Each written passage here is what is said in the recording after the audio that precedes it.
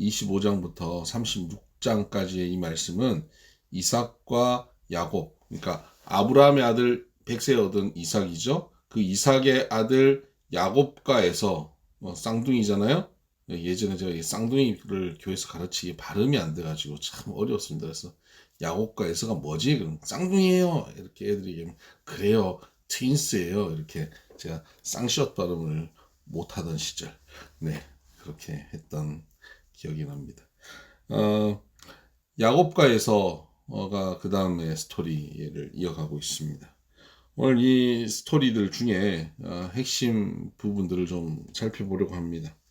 25장 23절을 보면 여호와께서 그에게 이르시되 두 국민이 내 태중에 있구나. 두 민족이 내 복중에서부터 나누이리라. 이 족속이 저 족속보다 강하겠고 큰 자가 어린 자를 섬기리라 하셨더라. 아멘. 하나님께서는 아브라함의 자손, 그러니까 이제 이삭과 그 이후에 야곱과 에서 이 하나님의 그 선택한 아브라함의 후손들을 통해서 하나님 나라를 세워가기 원하시는 거예요. 결국 하나님 나라는 그 가정에서부터 시작되고 있는 겁니다. 그러니까 오늘도 우리의 가정에서 하나님 나라가 시작되어져야 됩니다.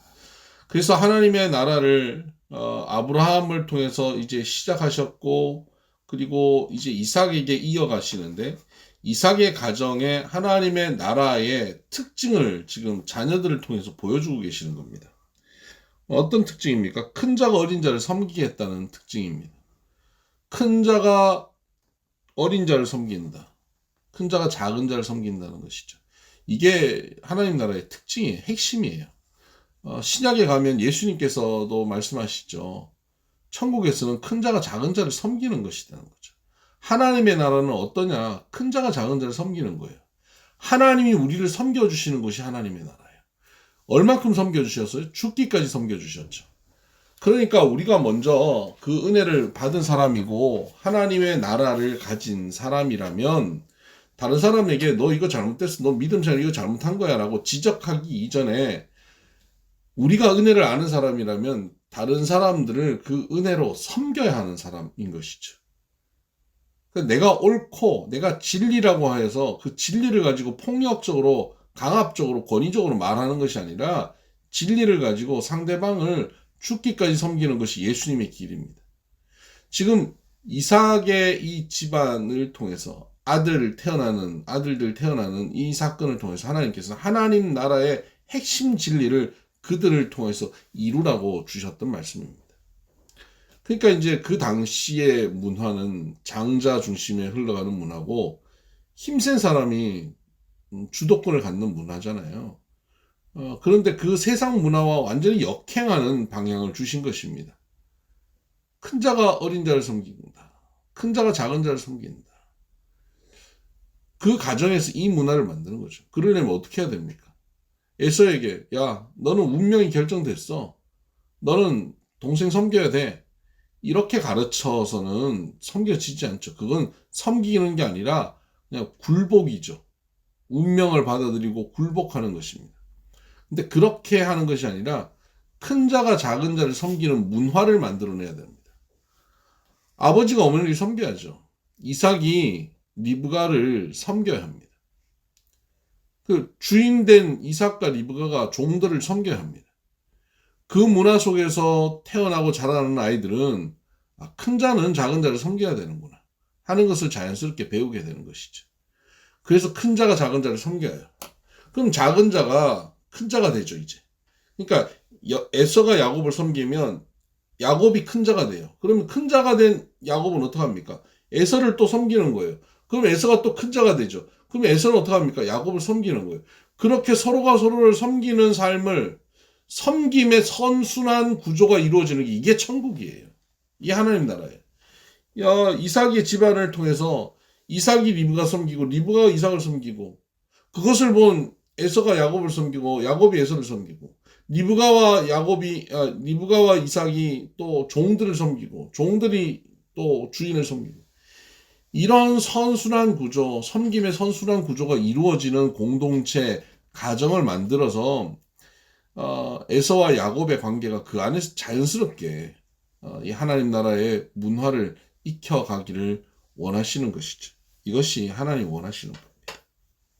그런데 이삭의 가정은 그렇게 가지는 못합니다. 여러분 성경 보실 때 뭐 아브라함, 이삭, 야곱, 요셉 다 위대한 사람이고 모세도 마찬가지고 다윗도 마찬가지 다 위대한 사람들이지만 그들은 사람이에요. 그들이 완벽한 하나님의 모습이 아니에요. 뭐 나중에 성화된 모습들은 있지만 그 과정은 철저하게 사람이고요. 심지어 우리보다 못한 모습이 많습니다. 우리보다 신학적으로도 아주 낮은 수준의 위치에 있고 하나님에 대한 이해도 우리보다 낮은 수준의 위치에 있는 모습들을 많이 볼 수 있습니다. 그러니까 성경에 나와 있는 이 사람들이 대단한 사람이라고 착각하시면 안 되고 그런 모습으로 바라보면서 이 사람들의 행위를 그대로 모방하려 하면 안 됩니다. 잘못된 것들을 보면서 타산지석으로 삼으셔야 합니다. 자, 26장으로 넘어가면 그 땅에 흉년이 들어요. 또 아브라함이 했던 것처럼 그도 또 애굽으로 내려가려고 하죠. 그런데 여기에 차이가 있는 것은 애굽으로 내려가는 그에게 하나님께서 말씀하셔요. 이 땅에 머무르라. 그래서 그는 그 말씀을 듣고 멈춥니다. 이것이 그에게 큰 은혜이죠. 그리고 나서 그 땅에서 농사를 짓는데 12절, 26장 12절 그 해에 100배나 얻었다. 목축업자가 하나님의 말씀을 가지고 새로운 환경, 낯선 환경 속에 놓였지만 하나님께서는 말씀을 순종하는 그에게 100배의 결실을 주십니다. 여러분에게도 이런 은혜가 있기를 바랍니다. 네. 낯선 환경에 놓일지라도 두려운 환경이라 할지라도 자신이 없지만 하나님 말씀에 순종하면 하나님께서 거기서 하나님이 책임져 주시는 것을 경험케 하실 것입니다. 그리고 그 이후에는 그 굉장히 유명한 그 우물 분쟁이죠. 물러서고 하는 겁니다. 이것은 힘이 없어서 도망치는 것, 명분이 없어서 도망치는 것도 아니고 하나님에 대한 온전한 신뢰 때문에 내가 이 우물 없어서 산다 하는 마음으로 물러서는 것입니다. 물러서니까 결국은 하나님이 함께 하시는 것을 그 블레셋 사람들이 보게 되고 그들이 이삭을 두려워하게 되는 것이죠. 그리고 마지막에 그 브엘세바에 가서 그가 하나님이 주시는 복을 풍성히 누리면서 25절에 이삭이 그곳에 제단을 쌓고 여호와 이름을 부르며 거기 장막을 쳤더니 이삭의 종들이 거기서도 우물을 받더라. 여호와의 이름을 부른다라고 하는 것이 간혹 나오는데요. 그래서 하나님께 예배한다 하는 것입니다. 하나님과 깊은 관계, 은혜의 관계에 영적 부흥이 일어나고 있다는 것이죠. 예배의 회복입니다. 그러니까 물질적인 회복, 정치적인 회복, 뭐 이런 회복, 건강 회복, 이런 회복도 중요한데 가장 중요한 것은 바로 이 예배 회복이 일어나야 됩니다. 여러분의 삶 가운데 이 예배 회복이 일어나기를 바랍니다. 말씀을 일단 읽고 묵상하기로 결정하고 가시면 이 예배 회복은 반드시 일어납니다. 여러분 지금 우리가 이제 3일째 성경 통독하시는데 혹시 성경 통독 아직 시작 안 하신 분은 지금부터 오늘부터라도 따라오시길 바랍니다. 정 어려우면 읽기가 어려우면 그 드라마 바이블이라고 있어요. 그걸 그냥 틀어놓으시면 돼요. 그것도 힘들다. 드라마 바이블을 유튜브로 들어가셔서 트시고 그거 속도를 2배속으로 하면 굉장히 빨리 듣습니다. 그렇게라도 듣고 따라오시면 됩니다. 그냥 한번 따라와 보세요. 하나님께서 얼마나 큰 은혜를 주시는지를 경험하게 될 것입니다. 27장으로 가면 여기서부터 이제 이삭의 집안의 심각한 문제를 볼 수 있는데요. 이삭이 나이가 많아서 아들을 축복하는 일이 이제 있죠. 그래서 에서에게 너 고기 잡아와서 나를 위해서 요리해라. 그럼 내가 너를 축복하겠다.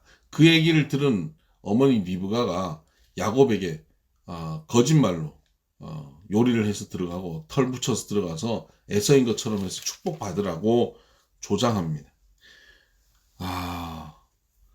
여기서 참 문제가 있지 않습니까? 저는 리브가의 태도가 굉장히 문제가 있다고 생각하는데요. 하나님께서 리브가에게 큰 자가 연약한 자, 작은 자, 어린 자를 섬기겠다고 하는 하나님 말씀을 주셨잖아요. 리브가는 하나님의 말씀을 알아요. 하나님께서 야곱에게 복을 주신다고 하는 것을 알고 있습니다. 야곱에게 장자의 복이 있다는 것을 리브가는 알고 있어요. 그러면 그 야곱에게 하나님의 뜻이 있다는 걸 아는 리브가가 어떻게 행동해야 하는가 하는 것입니다. 여기서 리브가의 행동이 참 심각한 문제를 발생시켜요.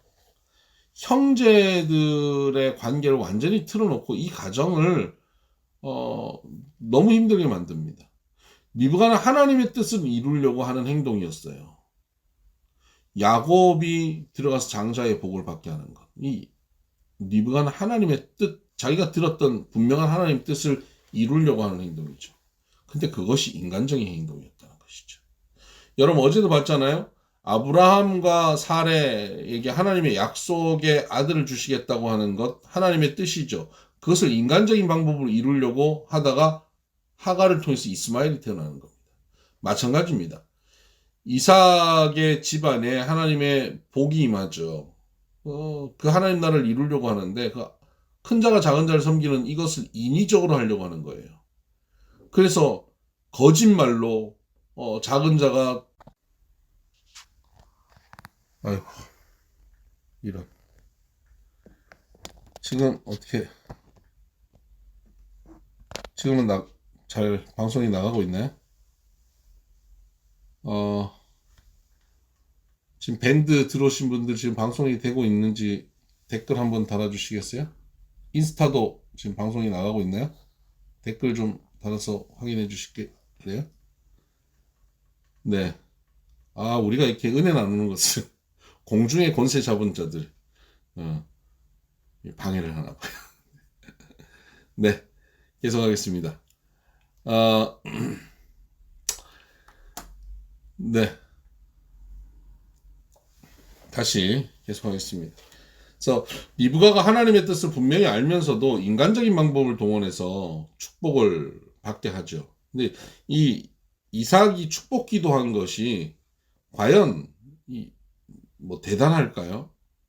나중에 에서가 와서 축복 기도해달라고 했더니 이삭이 뭐라 그러냐면 네 동생이 속이고 와서 다 받아갔다. 더 이상 축복할 게 없다 그래요. 그랬더니 그것 때문에 또 에서가 막 굉장히 화를 내죠. 에서가 되게 믿음이 좋은 것 같습니다. 이 아버지가 축복 기도하면 축복이 임하고 안 하면 안 임하고 이렇게 생각하는 그 믿음이 대단한 것 같아요.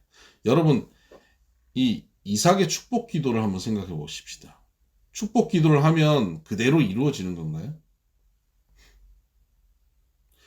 축복 기도라고 하는 것이 이삭이 축복 기도를 하면 하나님 꼼짝없이 하나님이 이삭이 기도하는 대로 응답을 하셔야 되는 뭐 이삭의 축복 기도에 매여 있는 분이 하나님이신가요?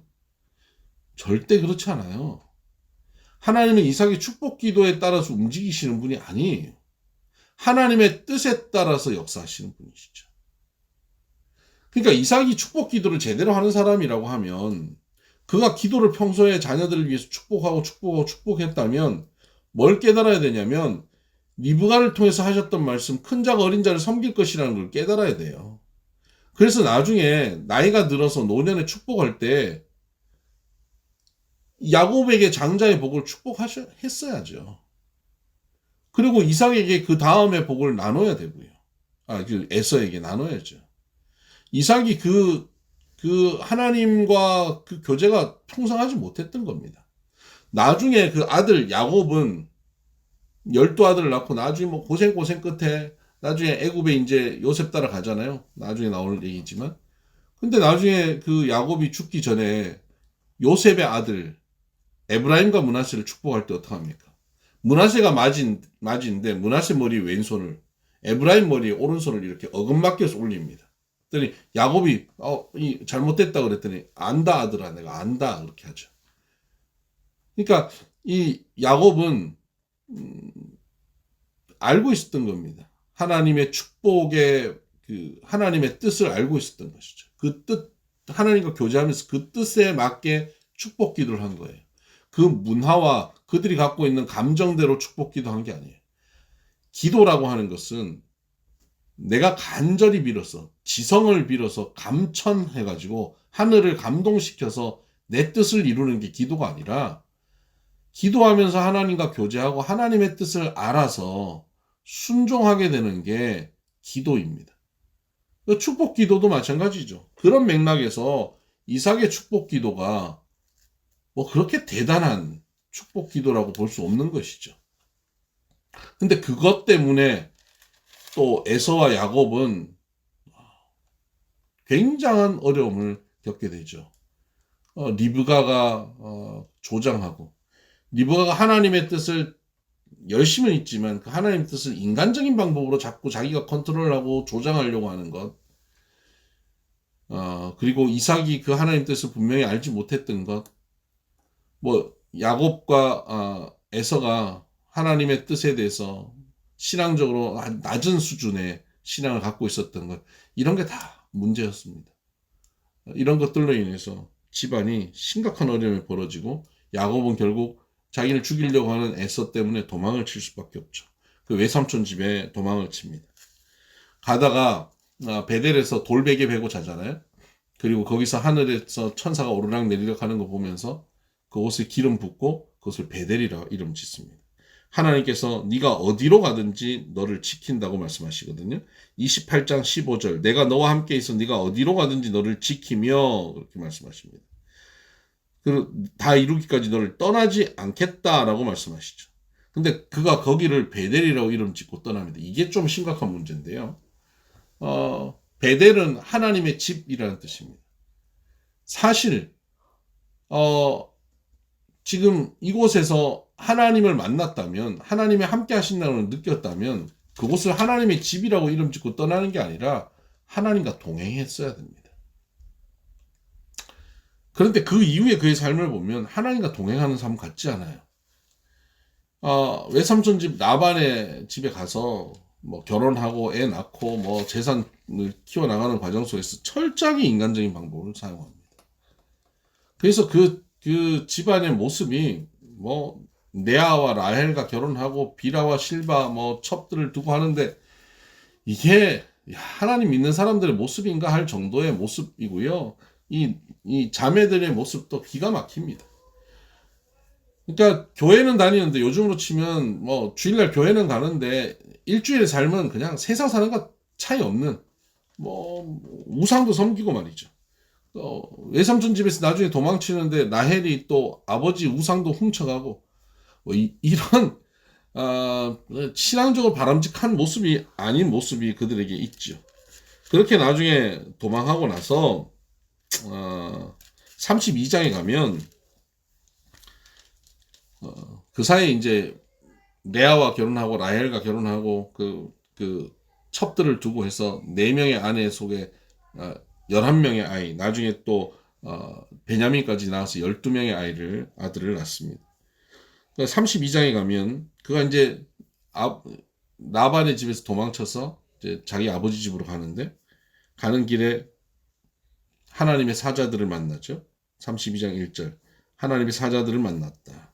그 하나님의 사자를 보면 하나님의 군대라고 이름 짓고 마하나임이라고 부르죠.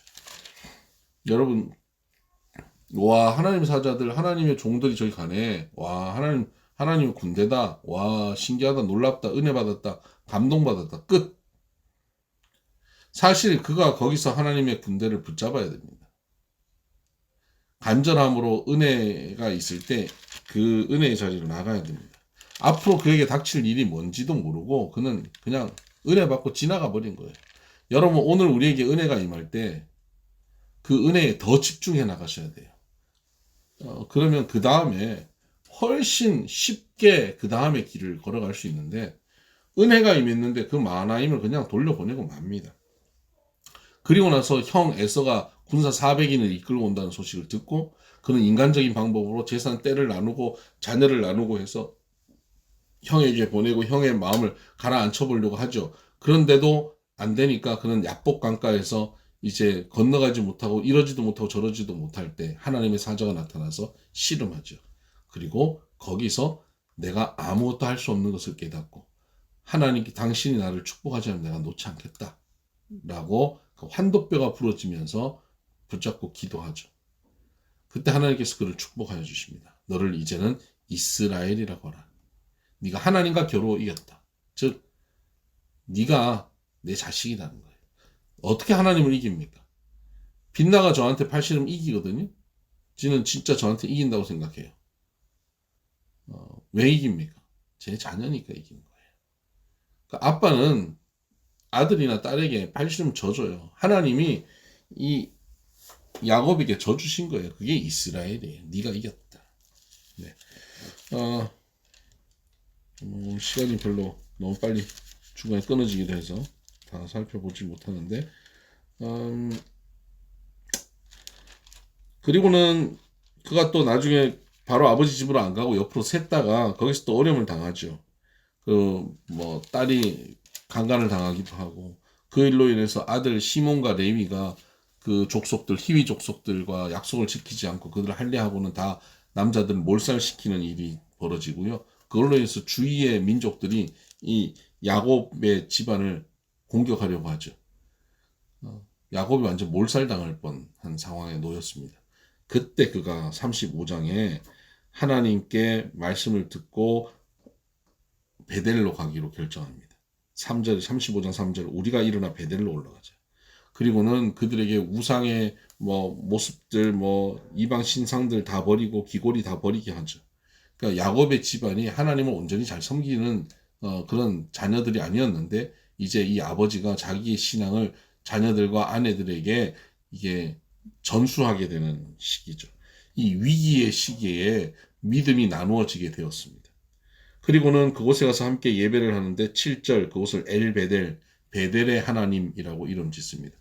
야곱의 믿음이 이제 자녀의 믿음으로 고백되어지게 된 것이죠. 네. 이런 과정, 이제 그 이후에 또 야곱의 가정의 이야기, 또 12아들 이야기가 그 이후에 이제 펼쳐질 것입니다. 오늘 여기까지 이렇게 함께 읽어 나갑니다. 오늘도 하나님 말씀 가운데 큰 은혜가 임하기를 주의 이름으로 축복합니다. 샬롬! 축복합니다. 사랑합니다.